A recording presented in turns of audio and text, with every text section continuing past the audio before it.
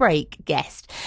Heather, who is known as Heavy C. I mean, what a great name. I now want to be known as Heavy A. How did the name come about? So basically, it was one of my mates gave me the nickname.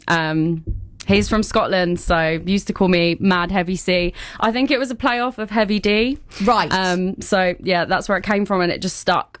And I prefer it to Heather. I think it's got a bit more of a ring to it. So. I love it. Heavy C. And I was thinking you might be heavy, but you've come in here and you're not at all. So I'm pleased to know that it wasn't because of that.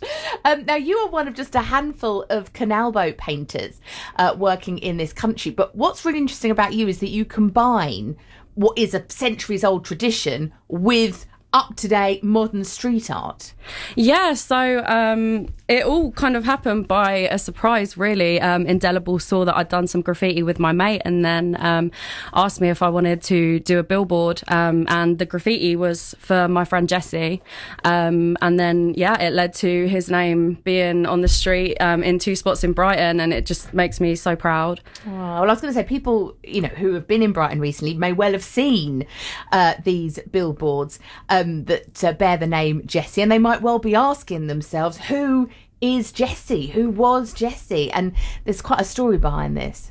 So Jessie was my mate from school. We grew up together. We were in the same classes, and then when we left school, we spoke on Instagram, about graffiti, just really supported my art. Like, he was always, bigging me up and encouraging me, and he was just such a massive character. His identity was huge. He had so many friends, an amazing family, when he unfortunately passed away in July 2018, just left a big hole in all of our lives. And Jesse struggled with his mental health, didn't he? Yeah, he did. He really did, and it's just such a shame that it takes so many young men. Well, the statistics are awful. I mean, it's the biggest killer, of men under 50.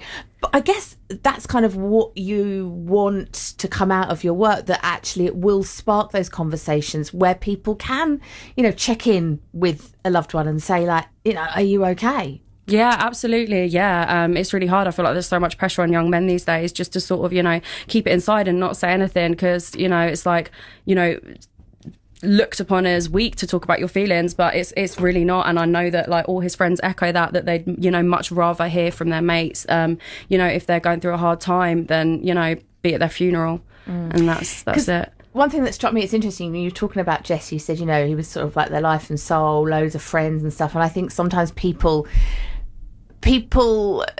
judge people's outsides rather than thinking what's going on inside. So, somebody can look, to all intents and purposes, like they've got it all together, that, everything's great in their life, but actually you don't know what's going on inside for them. Yeah, exactly. It happens so often. It can be really difficult to even see the signs, because a lot of the people that are struggling the most, like, you don't hear about it, I just think that one thing we can do is just always be kind and always show up for people, and just be the change. Yeah, absolutely. Well, look, hopefully people will see your artwork, and as you say, it will spark that conversation. Tell us about the canal boat painting. How did that all come about? I started off doing graffiti, and then I sort of got into sign writing, like traditional painting, and then I saw these roses in Joby Carter's sign writing workshop up in Maidenhead, and I just thought they were stunning, and the sign writing was a bit too disciplined for me, and I just loved how the canal art looked. So I did a few courses. I did one with a lovely lady called Julie Tonkin and Kerry Williams, and then I put some of my art online, and Phil Spate, MBE, who is an amazing boat decorator and such an amazing man. I have so much to thank for him. He invited me up to learn from him at his workshop in Bollington Wharf, and yeah, I just went from there, and I just haven't been able to stop painting roses and castles. I love that. So what happens? People who own canal boats get in touch with you and say, can you come and do some roses for me? Well, I'm actually really early on in my journey. I haven't actually got my hands on a boat yet, but all the work that I do is that, you know, that style of work. But I've got a few things up and coming. I'm painting a horse harness soon for a working boat show, so I can't wait to do that, because it was the horses that originally pulled the boats. So yeah, I'm really excited for that, and I just can't wait to actually be out on the canals painting boats, you know, because it's what I love to do, the art. Yeah, and what a lovely place to do it as well. Yeah, I mean, beautiful. You're probably too young to remember Rosie and Jim, but I was a big fan of Rosie. No, yeah, I watched them too. Yeah, I do remember them. Yeah, love it. So just that idea of just kind of being down by the canal, painting away, just sounds beautiful. If people want to find out more about your work, do you have an Instagram or website? Yeah, so my Instagram, I've got two. One's heavy_C, and then the other one is Rosie, ROZY, Rose Studio, like all one word, and that's sort of like my businessy account. And mainly, if you want to see my work in person, you can come down to Indelible Fine Art, Dew Street on Brighton.